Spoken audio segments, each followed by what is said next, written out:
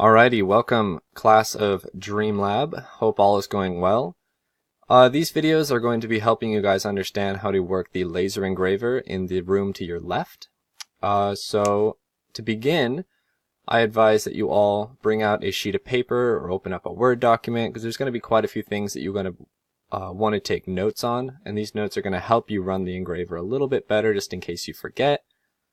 Also, you can just come back and reference these videos because they will be on YouTube. Hopefully you are watching on YouTube right now. But before we get started, I've just got some key points to make, some safety tips, and then we will go. First off, sorry about this little icon in the left corner here. I am using free software, so if that gets in the way, go ahead and let Mr. Trope know and he'll let me know.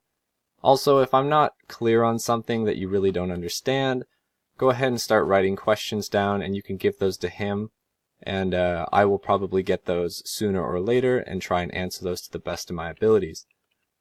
The first video is going to be some informational stuff. The next few are going to be how to work Photoshop, and for those of you who already know or are absolute professionals about it, don't have to watch it, but I'm going to cover some key ideas in there on how to work the laser and what sort of files work best for it, so I highly recommend you watch it anyway.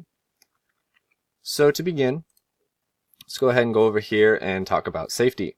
So the laser is a dangerous machine. Now that it does not mean be scared of it, because it's very, very cool and you can create some amazing art out of it.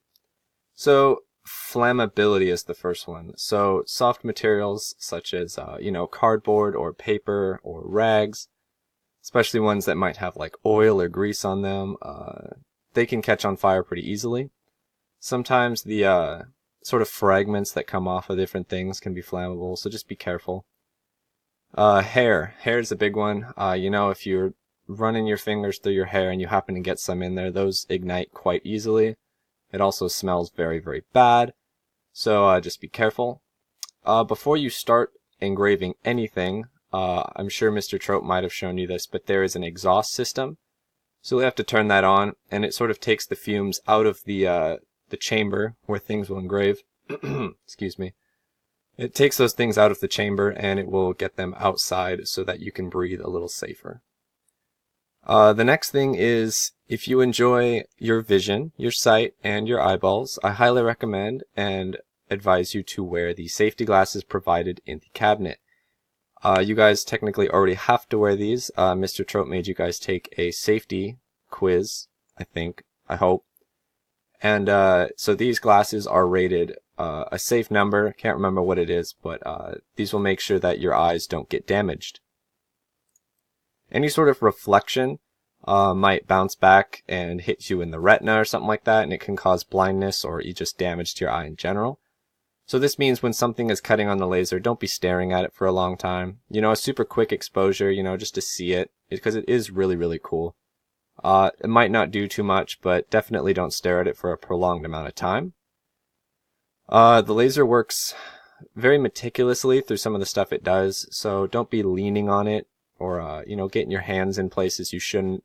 There's a lot of cords inside that you might accidentally disconnect, or, throw off the balance of the machine, because if it's not balanced, you won't get the right cut that you want. So just be careful, take care of it, dust it anytime you can, make sure that things are cleaned up inside there, and that's the biggest one there.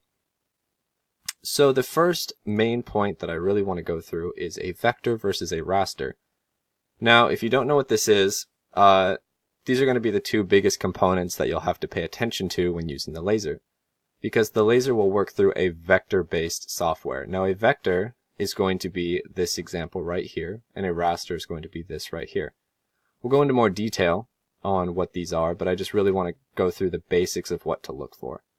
So a raster is going to work in Photoshop. So this is going to be this very pixelated look right here. And these aren't going to work very well with the laser because it's not going to be able to tell where the line starts and ends, because you can see there's too many different little steps here. And so it's going to get confused and sort of mess up your lines along the way. But a vector right here, this will work in Illustrator, which I will show you later too. Perfect points and lines. So no matter what you scale this to, so if you enlarge it really big, it's going to remain the same exact shape. Versus a raster, if you zoom in or make it a lot bigger, it's going to start lose shape and color and start to deform because it works through that pixel system. So I'll go ahead and show you guys that in the next video, because we will start Photoshop.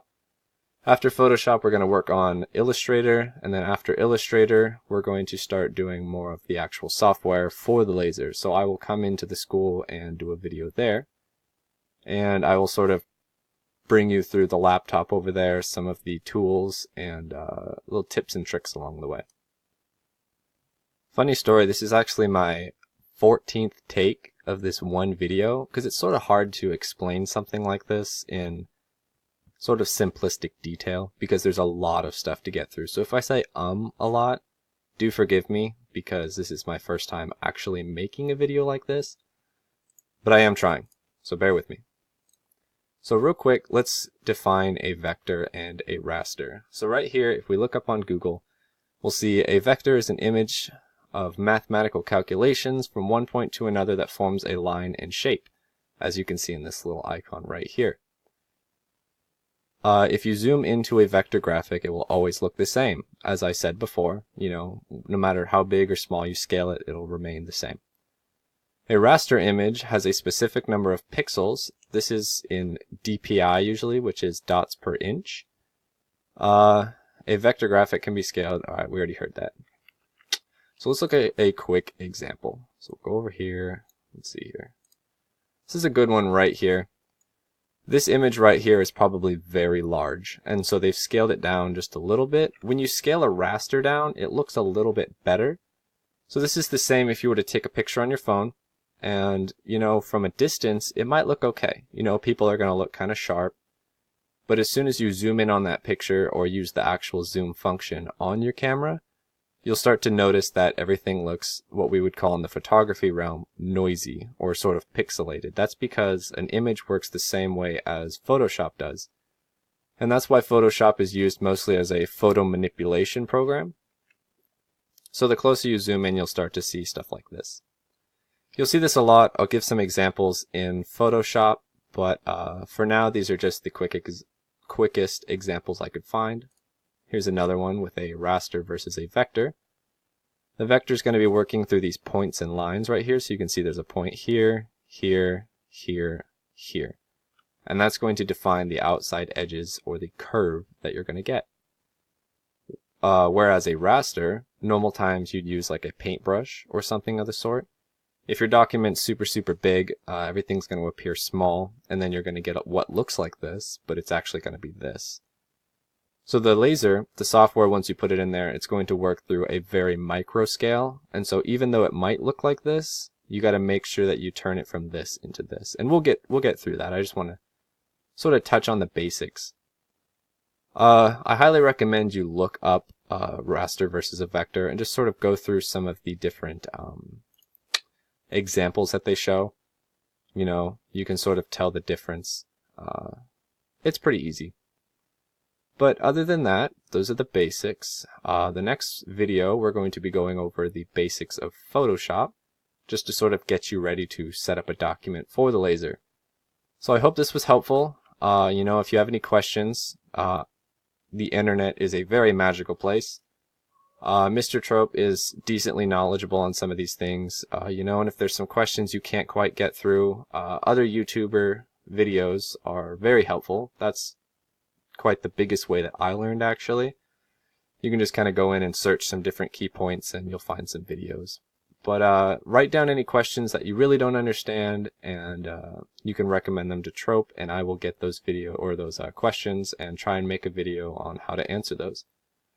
So for now, just stay tuned. Go ahead and move to the next video once you have time, and have a great rest of your day.